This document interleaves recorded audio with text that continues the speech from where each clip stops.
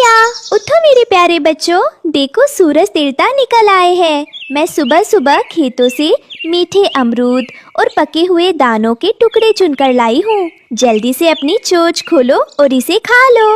वाह माँ, ये अमरूद तो वाकई बहुत ही मीठा और रसीला है। आप रोज सुबह हमारे लिए इतनी दूर उड़कर जाती हो, थकती नहीं हो क्या? आप पूरी दुनिया की सबसे अच्छी और प्यारी माँ हो। हाँ माँ, कुकू भैया बिल्कुल सच कह रहे हैं। वैसे माँ, पापा कब तक लौटेंगे? वो कल शाम से बाहर गए हैं। तुम्हारे पापा भी दूर के जंगलों से बढ़िया दाना और नए तिनके ढूंढने गए हैं। वो बस आते ही होंगे। तुम दोनों तब तक घोंसले के अंदर ही रहना, बाहर डालियों पर मत निकलना। बाहर तेज हवा चल रही है। दोपहर ढलते ही अचानक मौसम ने एक भयानक करवट ली। देखते ही देखते आसमान में काले कलूटे और डरावने बादलों का पहरा बैठ गया। बिजली जोर जोर से कड़कने लगी और एक ऐसा विनाशकारी तूफान आया जिसने पूरे जंगल को हिलाकर रख दिया। ये भगवान, ये अचानक क्या हो गया? दिन के उजाले में ही चारों तरफ रात जैसा अंधेरा छा गया है। हवाएं इतनी तेज है कि बड़े बड़े पेड़ उखड़ रहे हैं। कुकू, गुड़िया, जल्दी आओ। माँ, मुझे बहुत डर लग रहा है। हवा का ये झोंका हमारे घोंसले को हिला रहा है। देखो माँ, ऊपर की सूखी डालियाँ टूटकर नीचे गिर रही हैं। हमें बचाओ माँ। पापा कहाँ है माँ? वो अब तक क्यों नहीं आए? हमारा घोंसला एक तरफ झुक रहा है, हम नीचे गिर जाएंगे माँ। डरो मत मेरे बच्चों, अपनी आंखें कस कर बंद कर लो और भगवान का नाम लो। जब तक तुम्हारी माँ की सांस चल रही है, वो तुम्हें खरोच तक नहीं आने देगी। भगवान हमारे आशियाने की रक्षा करेंगे। रात भर की तबाही के बाद जब अगली सुबह सूरज निकला तो मंजर दिल दहला देने वाला था। रानू का तिनके का घर पूरी तरह बिखर चुका था। उसने अपने बच्चों को तो सुरक्षित बचा लिया, लेकिन उसका जीवन साथी उस भयानक तूफान की तेज हवाओं में हमेशा के लिए कहीं लापता हो गया। सुनते हो, आप कहाँ चले गए? इस उजाड़ जंगल में मुझे इन दो मासूम बच्चों के साथ अकेला छोड़कर मत जाओ। मैं आपके बिना कैसे जीऊंगी? मुझे एक बार आवाज तो दो। माँ, मत रो, पापा कहीं नहीं दिख रहे हैं। हमारा सुंदर घर भी टूट गया है। अब हम कहाँ सोएंगे और हमें खाना कौन लाकर देगा? कुकू, गुड़िया, तुम दोनों रोना बंद करो। अगर मैं भी कमजोर पड़ गई तो तुम्हें कौन संभालेगा? भाग्य ने जो खेल खेला है, हमें पर उसका सामना करना होगा। तुम्हारी माँ अभी हारी नहीं है। मैं तुम्हारे लिए एक नया आशियाना बनाऊंगी। बेघर और बेसहारा हो चुकी रानो चिड़िया सबसे पहले अपने दोनों बच्चों को चील और बाज से बचाने के लिए सूखी झाड़ियों के पीछे एक सुरक्षित जगह पर छिपा देती है। इसके बाद वो मदद की गुहार लगाने के लिए जंगल की सबसे अमीर और घमंडी गोरी कवि के आलीशान लकड़ी के घर की तरफ उड़ चलती है। गोरी बहन, भगवान के लिए मेरी मदद कर दो। कल रात के भयानक तूफान में मेरा घोंसला टूट गया और मेरे पति का भी कुछ पता नहीं है। मैंने अपने भूखे प्यासे बच्चों को झाड़ियों में छिपा रखा है। मुझे बस अपने घर के कोने में या डाल पर थोड़ी सी जगह दे दो ताकि मैं बच्चों को यहाँ ला सकूं। अरे ओ दरिद्र रानू, जरा अपने पंख तो देख, कितने गंदे हैं। और तू मेरे इस आलीशान शीशे जैसे चमकीले घर में रहने की भीख मांग रही है। वैसे भी तेरा वो सीधा साधा पति तुझे इस मुसीबत में छोड़कर भाग गया या मर गया। अब इन दो मरियल बच्चों को झाड़ियों में छिपाकर यहाँ सहानुभूति का नाटक करने आई है। गोरी बहन, ऐसा कठोर वचन मत बोलो। मुझे और कुछ नहीं चाहिए, बस आज की रात काट लेने दो। मैं कल सुबह होते ही अपने बच्चों को लेकर यहाँ से चली जाऊंगी। साफ मना करती हूँ, इस गोरी कवि के पास भिखारियों के लिए कोई जगह नहीं है। अगर दोबारा तू या तेरे वो चूजे मेरे घर के आसपास भी मंडराते हुए दिखे तो कालू कौवे से कहकर उन्हें बांस पिघवा दूंगी। गोरी कवि के बेरहम व्यवहार से आहत होकर रानू अपने बच्चों को अपनी पीठ पर बैठाकर घने, सुनसान और खूंखार जंगल की तरफ उड़ चली। रात का घना अंधेरा छा गया और चारों तरफ से जंगली जानवरों की डरावनी आवाजें गूंजने लगी। माँ, पेट में बहुत जोर की आग लगी है। ऐसा लग रहा है कि मैं बेहोश हो जाऊंगा। क्या हमारे नसीब में अब कभी खाना नहीं होगा? माँ देखो, सामने उस अंधेरी झाड़ी में हरी हरी और बड़ी बड़ी आंखें हमें ही देख रही हैं। मुझे बहुत डर लग रहा है माँ, मुझे अपने पंखों में छुपा लो। मेरे नन्हे राजकुमारों, बिल्कुल आवाज मत करना। इस खोखले तने के अंदर बैठ जाओ। मैं पूरी रात इस दरवाजे पर बैठकर पहरा दूंगी। तुम अपनी आंखें बंद करके सो जाओ। सुबह होते ही मैं तुम्हारे लिए मीठे फल ढूंढ लाऊंगी। अगली सुबह जब सूरज की किरणें फैली तो रानू भोजन की तलाश में उड़ते हुए एक प्राचीन और वीरान पहाड़ी के पास पहुंची। वहां कटीली झाड़ियों के ठीक बीचों बीच उसे एक अलौकिक, रंग बिरंगा और हीरो की तरह चमकता हुआ जादुई गुड़िया का घर दिखाई दिया। हे मेरे भगवान, ये मैं क्या देख रही हूँ? इस बियाबान जंगल में इतना सुंदर सोने और हीरो से जरा गुड़िया का घर। इसके अंदर से तो ताज़े पकवानों और रसीले फलों की अद्भुत खुशबू आ रही है। रुको और डरो मत, धैर्यवान रानू चिड़िया। मैं इस जादुई गुड़िया के घर की रक्षक परी हूँ। मैंने तुम्हारी ममता, तुम्हारे आंसू और तुम्हारा संघर्ष देखा है। तुमने एक आदर्श माँ की तरह विकट परिस्थितियों में भी हार नहीं मानी। हे दिव्य गुड़िया रानी, क्या मुझ जैसी अभागन और बेघर चिड़िया अपने बच्चों को इस आलीशान घर में रख सकती है? क्या यहाँ जंगल की शिकारी पक्षी मेरे बच्चों को नुकसान नहीं पहुँचाएंगे?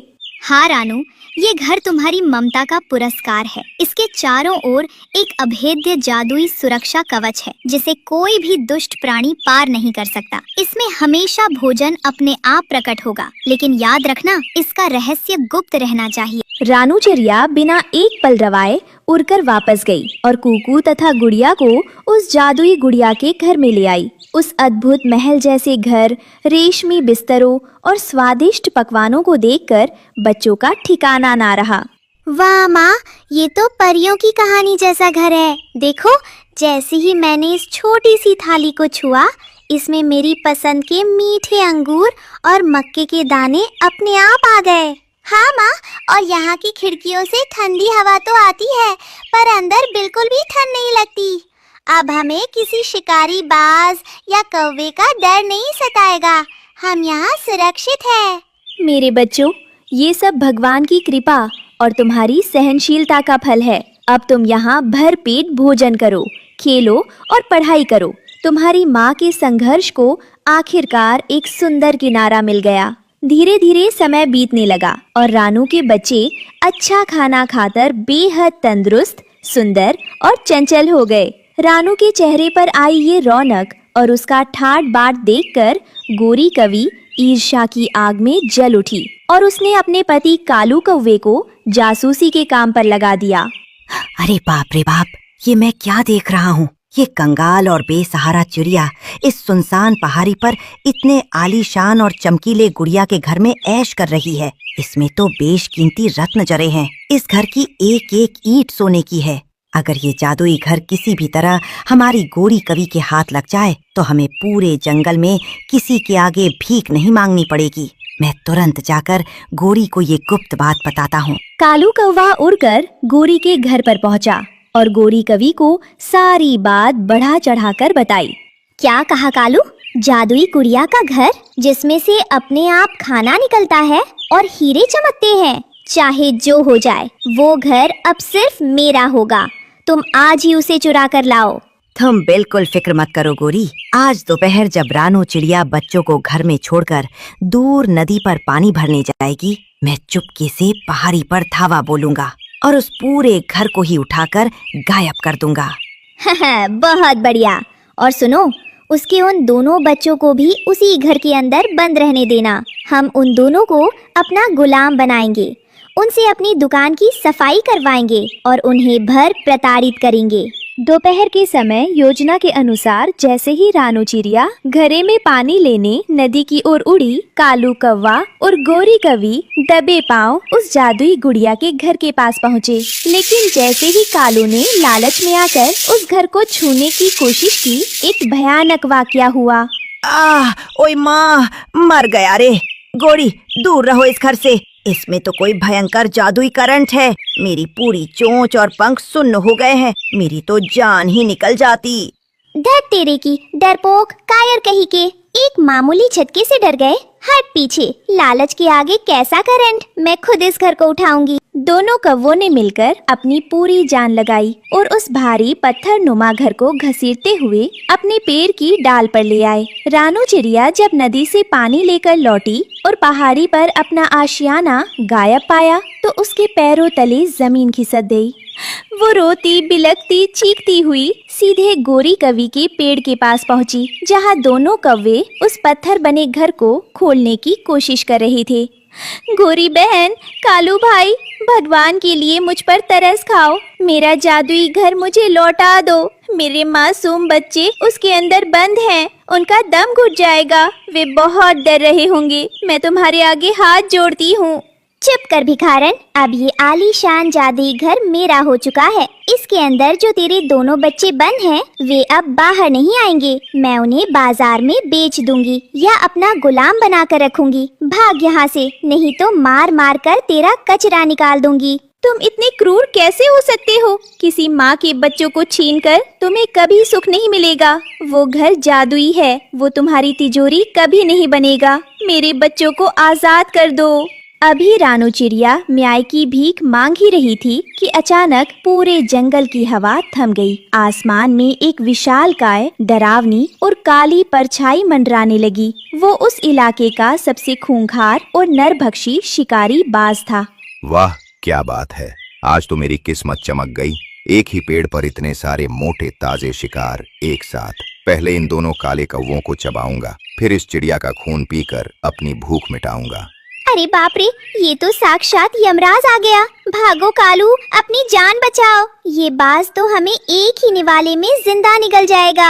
हाँ गोरी, जान बची तो लाखों पाए। इस जादुई घर और पत्थर को यहीं छोड़ो और भागो। अगर यहाँ एक पल भी रुके तो हमारी हड्डी भी नहीं मिलेगी। गोरी कवि और कालू कौवा अपने घमंड, अपनी दुकान और उस चोरी के जादुई घर को वही छोड़कर अपनी जान बचाने के लिए कायरों की तरह आसमान में उड़ गए। लेकिन रानू चिड़िया अपनी जगह से 1 इंच भी नहीं हिली। ठहर जा दुष्ट शिकारी, आगे बढ़ने की हिम्मत भी मत करना। इस घर के अंदर मेरे बच्चे हैं, अगर मेरे बच्चों की तरफ एक कदम भी बढ़ाया तो तुझे मेरी लाश से गुजरना होगा। एक अदनी सी मामूली चींटी जैसी चिड़िया मुझे चुनौती दे रही है। तेरी ये मजाल, चल हट मेरे रास्ते से। एक ही झटके में तेरे पंख उखाड़ कर तुझे जमीन पर सुला दूंगा। बाज ने अपने विशाल पंख फैलाए और पूरी ताकत से रानू पर झपट्टा मारा। एक माँ का ये अलौकिक और निस्वार्थ बलिदान देखकर जादुई गुड़िया के घर के भीतर स्थापित दिव्य शक्ति जागृत हो उठी। अधर्मी और क्रूर शिकारी, तूने एक माँ की ममता और उसके पवित्र प्रेम की शक्ति को कम आंकने की भूल की है। इस ब्रह्मांड में माँ के साहस से बड़ी कोई शक्ति नहीं है। आज तेरा अंत निश्चित है। ये कैसी दिव्य आग है। मेरी आंखें अंधी हो रही हैं, मेरे पंख जल रहे हैं। मुझे छोड़ दो, मुझे माफ कर दो। मैं कभी किसी चिड़िया के बच्चों को हाथ नहीं लगाऊंगा। जादुई गुड़िया के घर से निकली उस प्रचंड और पवित्र रोशनी ने बाज को एक जोरदार झटका दिया और कराहता हुआ उस जंगल से हमेशा के लिए दुम दबाकर भाग गया। बाज के भागते ही जादुई घर का पत्थर नुमा रूप गायब हो गया और वो फिर से अपने असली हीरो से चमकते हुए दिव्य रूप में आ गया। कुछ देर बाद दोनों कौवे वापस आए। रानू बहन, हमें अपने किए पर घोर लज्जा आ रही है। हाँ रानू बहन, आज हमारी आंखें खुल गई हैं। लालच ने हमें अंधा कर दिया था। आज से हम कभी किसी गरीब का दिल नहीं दुखाएंगे और हमेशा सच्चाई के रास्ते पर चलेंगे। उठो गोरी बहन, उठो कालू भाई। जब विधाता ने मेरी लाचारी पर तरस खाकर मुझे ये जादुई घर दिया तो मैं कोई नहीं होती किसी से बदला लेने वाली। मैंने तुम्हें माफ किया, बस कभी किसी असहाय की मजबूरी का उपहास मत उड़ाना।